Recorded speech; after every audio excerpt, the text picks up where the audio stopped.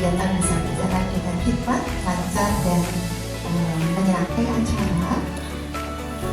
Menunggu instruksi dari ketua panitia.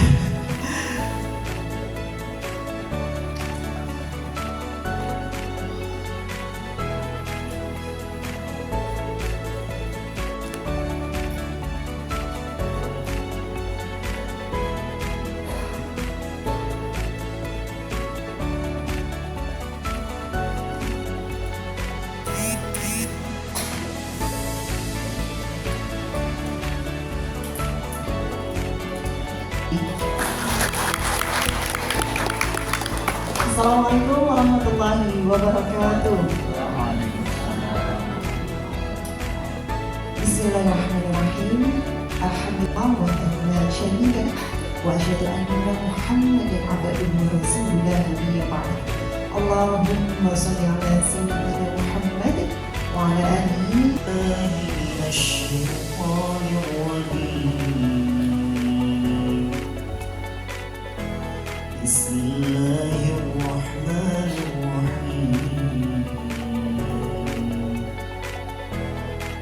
Islam pada kantor Kanwil Kementerian Agama Provinsi Bali yang kami hormati narasumber, salah satunya di narasumber di 918 MBI Bali Radio Katalog Ikatan Psikolog. Amin ya rabbal alamin. Sebelumnya saya ada pantun. Di mana di pagi hari ini ya Bapak Ibu ya, kita bisa hal yang membuat saya bahagia ya, bisa berbagi pada akhirnya dengan para pendidik yang hebat, yang luar biasa, terutama Bapak Ibu semua. Dan yang saya hormati Ibu Ketua saya, Ibu Bapak pengawas dan pen sebetulnya ya di sini, dan kemudian industri yang sudah menyediakan tempatnya dan luar biasa ini, dan Bapak Ibu semuanya dan rekan-rekan saya Dewan Pakar di sini ya. Ternyata setelah ini saya ketemu dengan adik saya, nanti saya di Psikologi Muhammadiyah Malang. Terus ada Ibu Sari juga kan adik saya, beliau bapaknya juga psikolog, beliau ya, bapaknya juga psikolog, praktek, dia juga psikolog rupanya. Dan ketemu di sini. Tadi ada pantun, saya juga bingung ada pantun. Saya nggak nyiapin pantun gitu. Tapi dulu diam, para blog akhirnya muncul yang namanya pantun. Mohon maaf kalau saya tidak hafal, karena sebenarnya sangat jenius, ya. Jadi kalau dikatakan kebutuhan khusus itu kayak enak banget gitu kan. Orang-orang pasti akan menolak kebutuhan khusus gitu. Karena nanti ada pembahasan. Ada anak yang mempunyai EQ itu 135, itu juga dikatakan kebutuhan khusus. Ya. Jadi kita akan nyebut anak-anak kita itu adalah anak-anak hidden genius. Jadi ada sesuatu yang tersembunyi di dalam dirinya, dan tugas kita sebetulnya, tugas para orang tua itu adalah menemukan kelebihan-kelebihannya.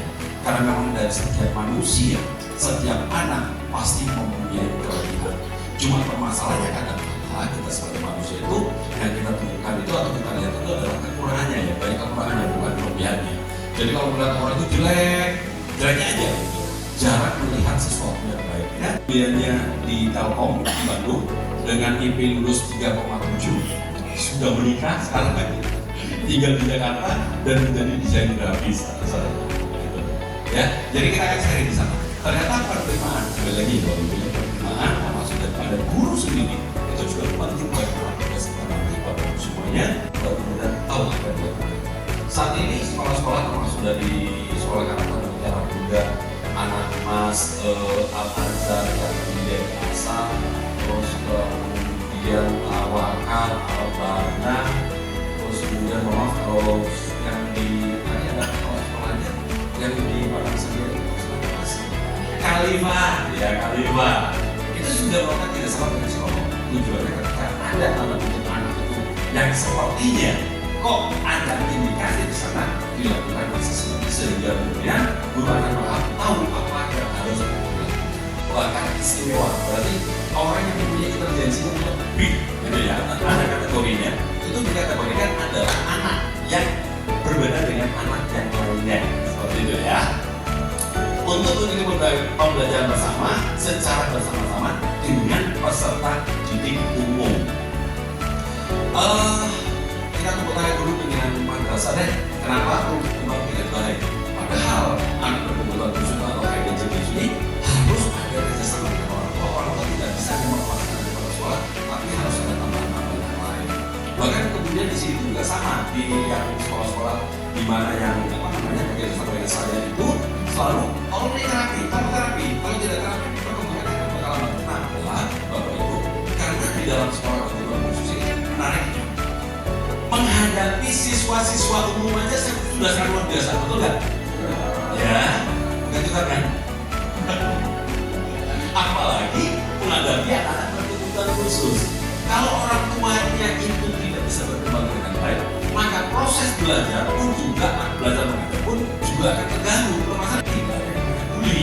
Jadi anak ini memang berkebutuhan khusus itu punya energi yang lebih ketika dia main sama teman. Kalau anak kita yang tidak ada masalah, kalau bisa panggil orang gitu kan.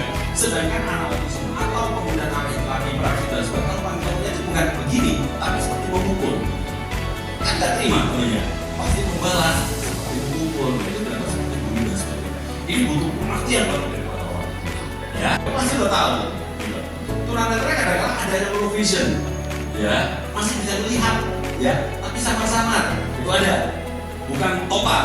Ya, tunanetra ada yang total, ada yang low vision. Low vision itu masih bisa melihat, tapi biasanya deket banget pada begitu. Ya, terus kemudian ada tunarungu, pasti tunarungu udah tahu. Berarti ada masalah di penjara yang dipanggil nggak boleh, bisa begitu ya. Tunarungu belum tentu tunawicara, sepakat nggak? Ada kok orang yang kemudian tunarungu tapi bisa ngomong. Ada tunawicara, ya. Udah tahu pasti lah soal tunawicara. Tunagrahita. Nah ini Bapak Ibu yang kadang-kadang Bapak Ibu tidak memahami ada yang tunagrahita bukan, gitu, ya. Karena secara penampakan itu normal Bapak Ibu, normal penampakannya, wajah semuanya normal, gitu Bapak Ibu, ya. Terus kemudian ada tunadaksa, berarti dalam tubuhnya, misalnya kalau tunadaksa kecuali tunaganda, ya misalnya dia video lumpuh tangannya nggak ada dan sebagainya, tapi secara urgensi masih bisa berhenti. Saya ada kakak kelas yang dia itu tunadaksa, gitu ya. Jadi ini psikologi. Jadi ketika menulis itu pakai kaki, tawaran 88, dan beliau sekarang menjadi pelukis dan para waktu beliau pun ada satu organisasi dunia yang menguasai tunadaksa yang pelukis dan sebagainya. Jadi dia punya dapat ini beasiswa atau subsidi dan sekarang kami punya galeri di Malang. Ya, beliau cukup terkenal, Bapak Ibu.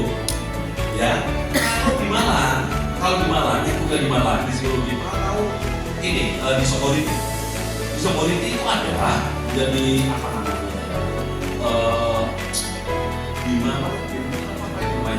Itu ada di daerah Sokoriti itu dikelola sama Provinsi Jawa Timur. Jadi di situ anak-anak yang dikategorikan anak nakal tadi itu ditampung di sana untuk diberikan pendidikan. Ya itu ada di Jawa Timur. Di Bali saat ini belum ada seperti ini. Ya, dia malas.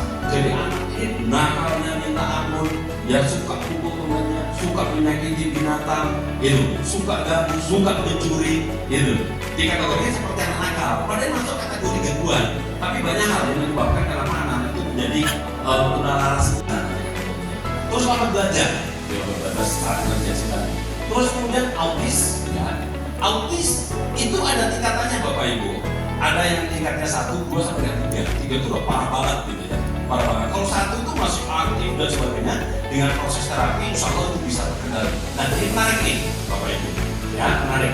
Berbicara tentang autis, kemarin ada satu kelas Wibayana, jadi ada salah satu sama katakan bahwa autis itu seperti penyakit. Bapak Ibu, autis ini bukan penyakit.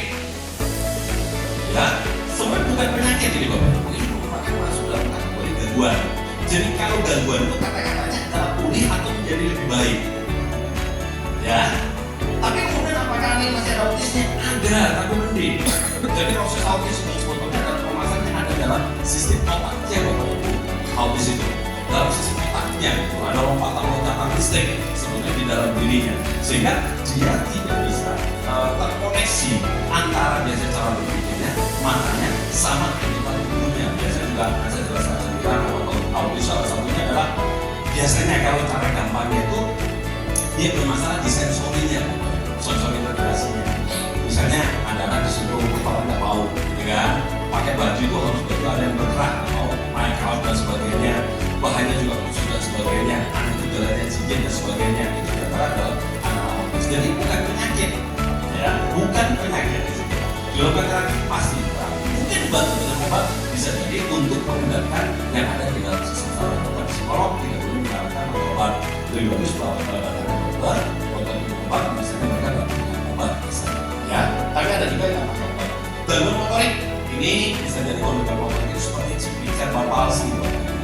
Tadi ngobrol-ngobrol maaf dengan aksi dari mana Batu, beliau anaknya juga mengalami ada cipik, jadi lumpuh, lemes gitu ya. Ada juga masalah dan dia mengalami juga misalnya membantu, misalnya apa namanya buta atau tunarungu, ini namanya tunaganda.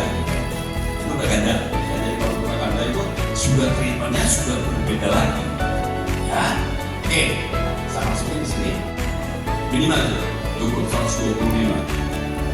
Saya ada klien, alhamdulillah sekarang si anak ini sudah kuliah di fakultas kedokteran, ya, fakultas kedokteran itu intelijensinya bukan 125 tapi 135, luar biasa, cerdasnya luar biasa.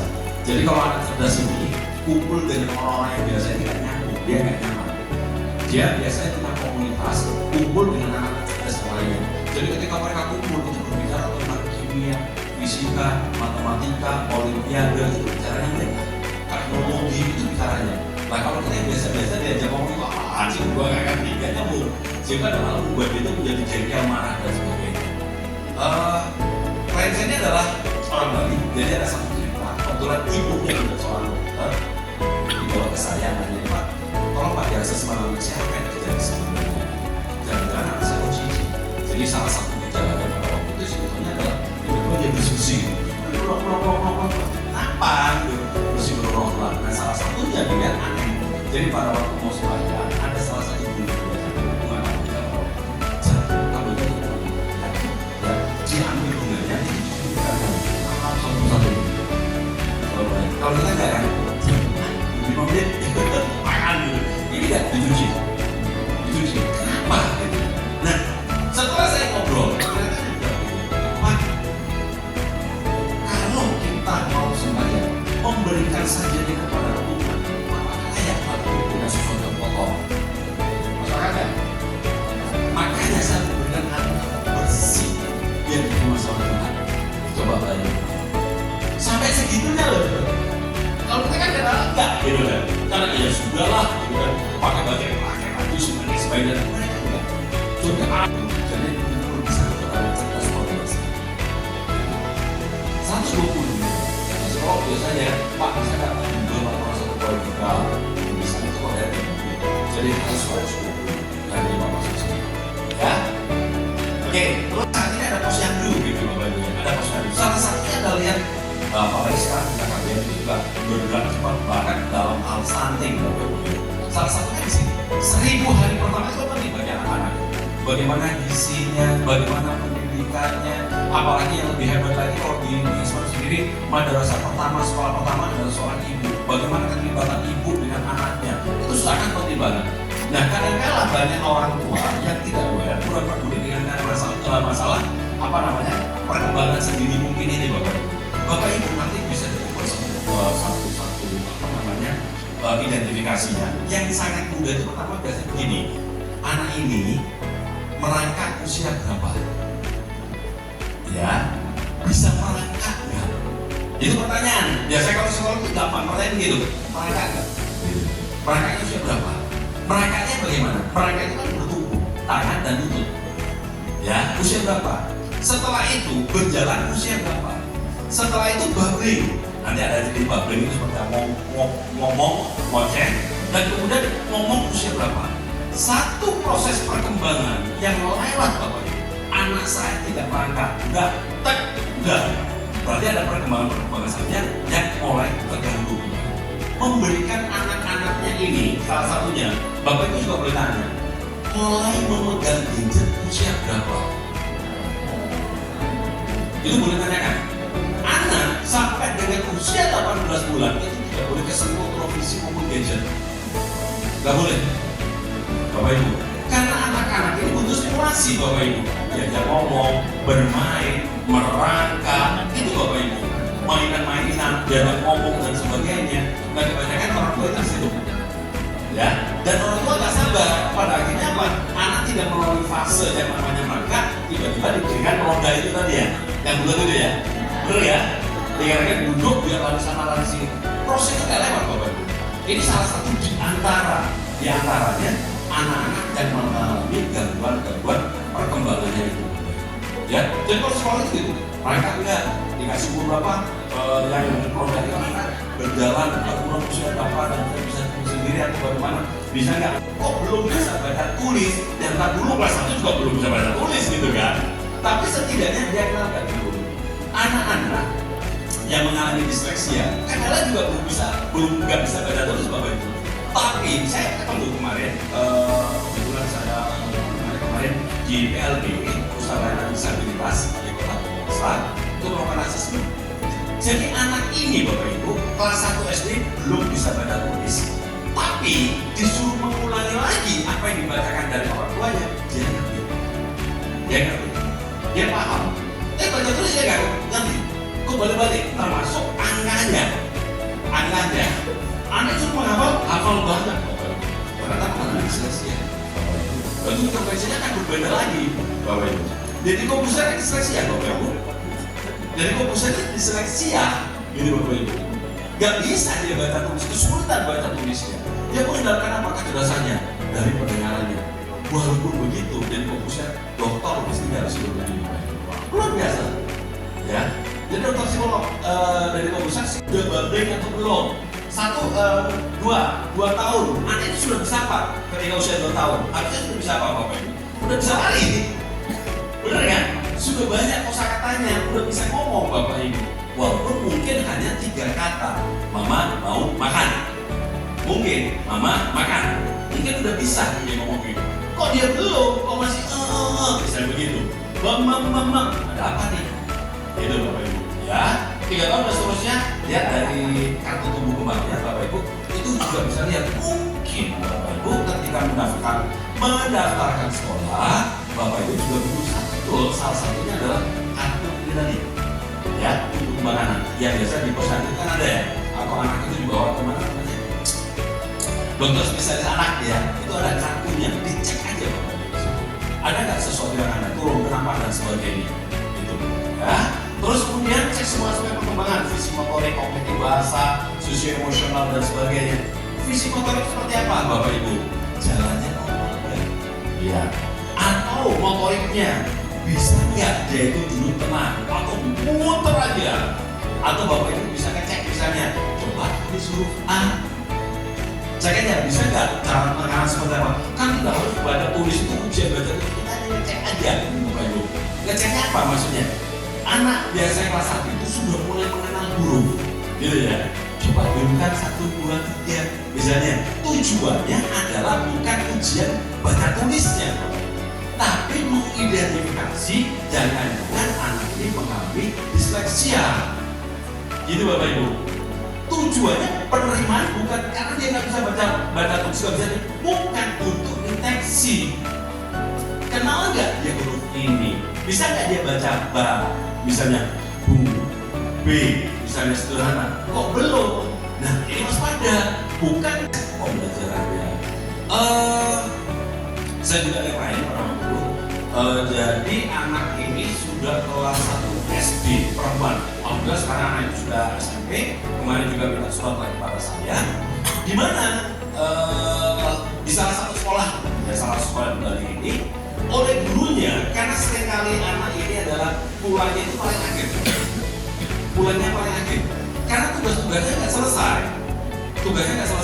Jadi pulang paling akhir setiap saat ada kata-kata yang tidak elok sampai seorang guru. Bodoh kamu gini nggak bisa. Itu kan fatal. Ini dia loh. Sampai kemudian neneknya tahu, neneknya marah pada guru. Dan celakanya orang tua biasanya tanda kutip malu gitu. Malu ya. Kenapa malu? Kok anak lambat? Hitung-hitungannya nggak bisa, baca juga nggak bisa.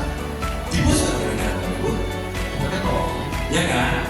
Tekan diajari, dibentak, gini nggak bisa masak, WA, baca nggak bisa, ulang lagi, kesel orang tuanya. Ketika kesel, jengkel Bapak Ibu, akan terjadi. Biar anak ini dianggap mau belajar, dianggap sungguh belajar, akan terjadi dikunci lagi kamar mandi. Gitu. Biar anak itu kapok, gitu loh. Biar mau belajar, gitu Bapak Ibu. Lambat laun, ya juga, gitu. Semua orang juga mengenai dia. Dalam proses itu dibawalah ke saya lakukan asesmen visinya, adalah tidak ada masalah. Diajak ngomong bisa dua arah. Bisa dua arah diajak ngomong. Kamu siapa? Punya namanya siapa? Udah mulai kan kalau mikir. Tak tes kompetensi. Tes, get, borderline. Mohon maaf, retardasi mental, RM. Jadi RM itu kalau begini kurang lebih 70 ke bawah. RM, retardasi mental. Di situ. Jadi retardasi mental itu anak itu biasanya adalah misalnya usianya 10 tahun itu mundur usianya Bapak Ibu cara berpikirnya seperti anak umur 5 tahun atau 4 tahun. Jadi cerita iya dia ini kalau wah dengan main dengan anak kecil luar biasa, tapi dengan teman-temannya enggak bisa. Tapi dengan anak yang usia umur di atasnya Pak, dia bisa bermain. Ya kenapa? Ketika bermain dengan anak di usia di atasnya dia akan di-mong. Iya kan? Kan masih kecil. Dengan seusianya ngomong apa? Ya nggak nyambung. Kalau dengan anak usia di atasnya, dia diajar. Dengan anak kecil, umurnya bisa diterima. Ini salah satu ciri di situ. Satgas ternyata RM. Saya bilang, ini nggak bisa di sekolah umum yang bukan inklusi. Makanya sekolah tersebut inklusi. Ya, saya selalu tolong cari sekolah ini di daerah ini negeri tapi tidak ada masalah, baik-baik saja. Kalau anak-anak tambahan itu memang aktif, biasanya juga dibarengi dengan delay speech, ya speech delay. Nah, anak ADHD dengan anak autis itu irisan Bapak Ibu. Irisan hampir simptomnya, gejala-gejalanya itu hampir sama antara anak autis dengan ADHD Bapak Ibu. Anak autis terlambat bicara, ADHD ada juga yang terlambat bicara. Autis aktif, yang autis yang berapa nih gitu kan? Aktif, ADHD juga aktif Bapak Ibu. Nah ini kan Bapak Ibu tidak bisa mengatakan ini autis dan sebagainya. Nah, ini halnya dari kemarin teman juga kita ini ASD nih, autis syndrome disorder nih. Kalau sudah begini, maka anak ini satu pilihannya sekolah inklusi, di terapi atau dengan menggunakan SIDU. SIDU, ya SIDU itu penting banget untuk mendampingi anak-anak yang masih aktif di dalam kelas. Ya, jadi ini tujuan daripada kenapa fisik motorik dan sebagainya normal. Anak-anak yang mempunyai intelijensi yang di bawah fisik motorik normal, tidak ada masalah Bapak Ibu. Cuma ada hal masalah yang lainnya kognitifnya, bahasanya normal. Tapi ada anak ketika dia ngomong itu kok tiba-tiba misalnya matanya ke sana kemari gitu ya. Gitu. Ada apa nih? Karena anak-anak yang mengalami autisme atau ADHD atau ADD kadang-kadang gangguan konsentrasinya matanya kan udah ngomong matanya ke sana kemari begitu, atau gampang terdistrak oleh sana oleh sini. Ini ada apa nih?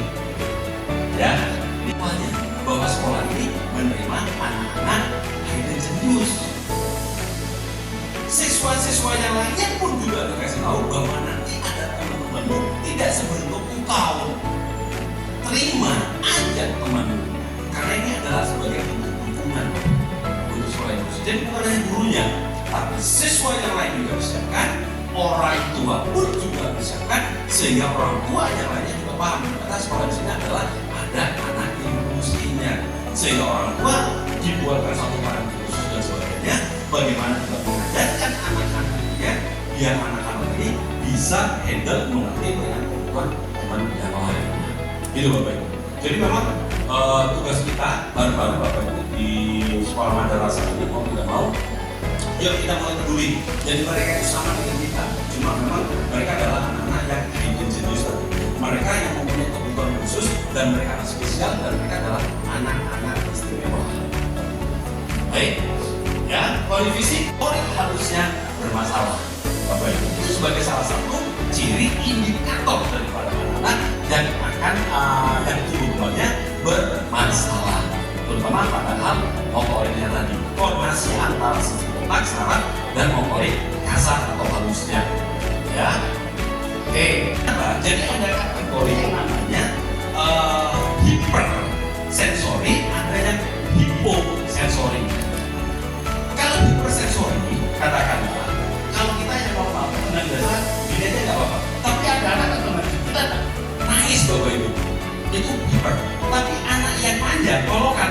senggol sedikit juga nangis. Itu Bapak Ibu. Jadi anak hiper itu salah satu hiperseksual itu nyentuh kena apa namanya rumput misalnya, itu sudah nggak mau, jinjit biasanya. Anak autis jalannya kebanyakan juga jinjit. Ya, anak autis nih, adik-adik ada yang irisnya juga masuk ke sana, ada yang ke sana. Ya, pasir biasanya nggak mau. Ya, terus kemudian ya tadi salah satu ada merek baju, biasanya kan ada merek baju itu ya, disuruh gunting misalnya. Tanyakan, nyaman nggak dengan apa namanya?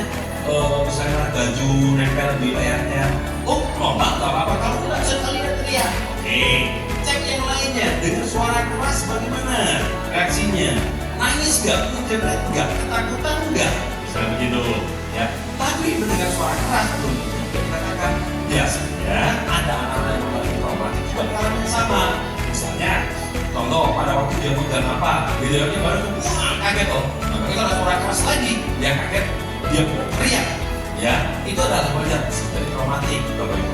Tapi sensori yang lainnya, kalau hiposensori adalah ada Bapak Ibu tahu ada anak lari cedung tapi nggak nangis, ya itu hiposensori Bapak Ibu. Fungsi sistem sarafnya satunya berlebihan, satunya kurang.